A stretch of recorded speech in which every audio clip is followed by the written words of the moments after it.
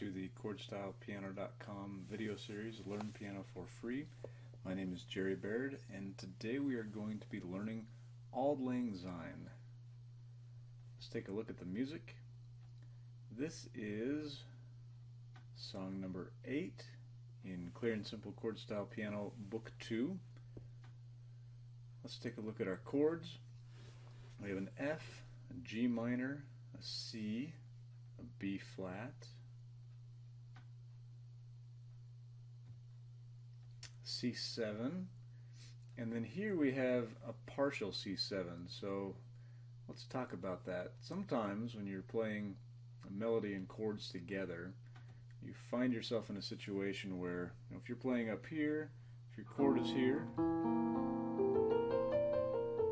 there's no problem. But when you get down here, if your melody suddenly goes down, it might share some of the notes that are being played by the left hand. So if there's a collision problem, we just have to drop one of the fingers. So we could hit the C with both thumbs, but there's no point.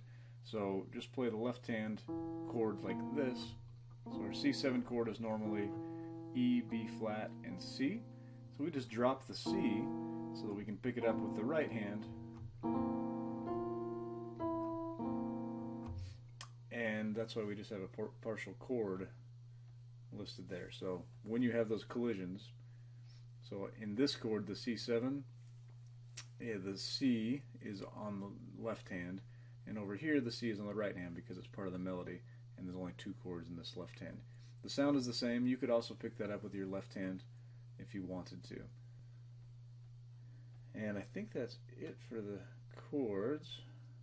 D minor is also a D minor in the song. Okay, let's play a basic version of Auld Syne. There's a couple stretches here, the right hand fingering. It does move around quite a bit. We're going from an F with our 3rd finger to a D with our 5th finger. So, and we go all the way up to an F at one point. So lots of movement, lots of range in this song. If you practice the melody by itself, it will be easier when you add the chords later.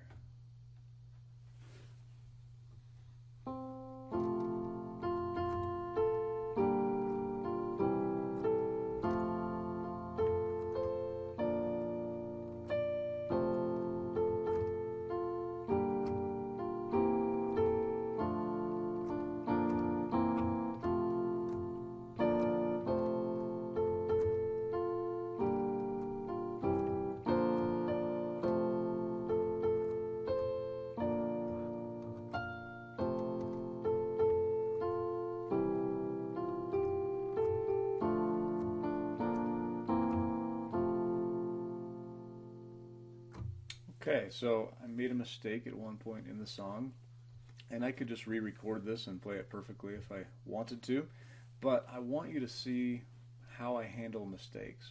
So in this case, I was supposed to go from the G note all the way up to the D, but I hit the wrong note. I hit the C instead. So the way I handled it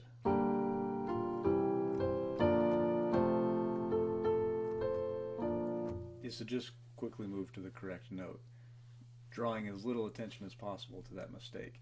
And you can do the same thing. It's possible to play flawlessly. It takes a lot of effort. I don't think it's possible to do it all the time, especially with a new song that you're just practicing. And so for me, I have chosen to focus less on playing flawlessly. I do want to play well, but I also want to be able to recover from my mistakes. So it's kind of the idea of if you're learning how to ski, you can learn how not to fall, which could be a useful skill, but also learning how to fall gracefully, learning how to fall correctly, learning when to fall. Those can be useful skills, and they help you succeed on the slopes, and learning how to make mistakes with grace and move past them without drawing unnecessary attention to them can help you learn to play with grace on the piano. So let's do a little more with Auld Syne. This is a nice ballad, so we can do lots of fun things.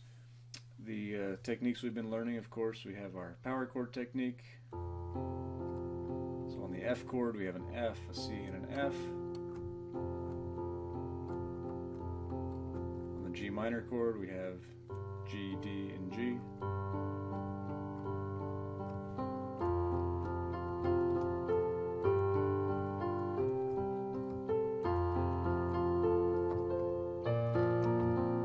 And that's our ballad technique, so B flat, F, B flat, and then C and D.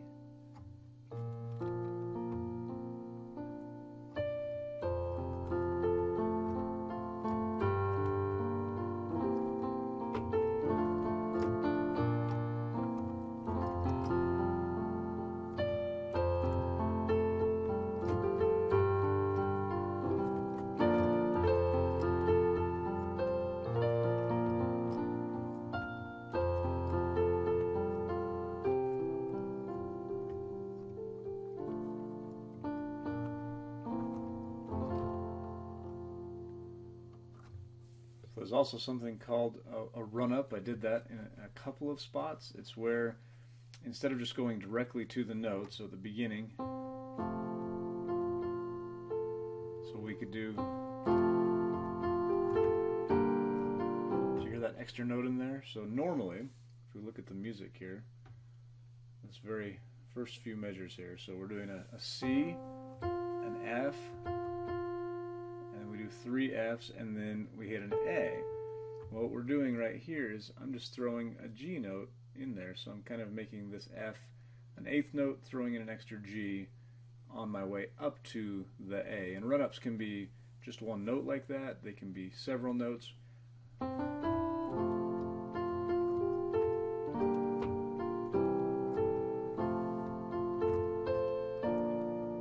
As long as they're in the scale, depending on the style of music. If you're playing jazz or blues, maybe it can be out of scale in more circumstances, but generally when you're first learning this technique, you want to choose notes from within the scale. So in this song we are playing in the key of F, so we have F as our starting note for the scale, and then we have G, A, B flat, C, D, E, F.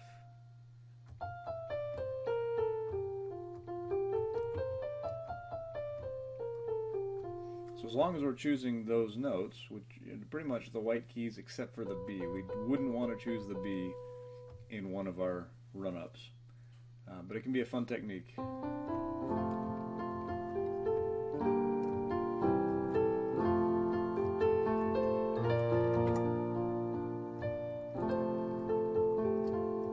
Also run down.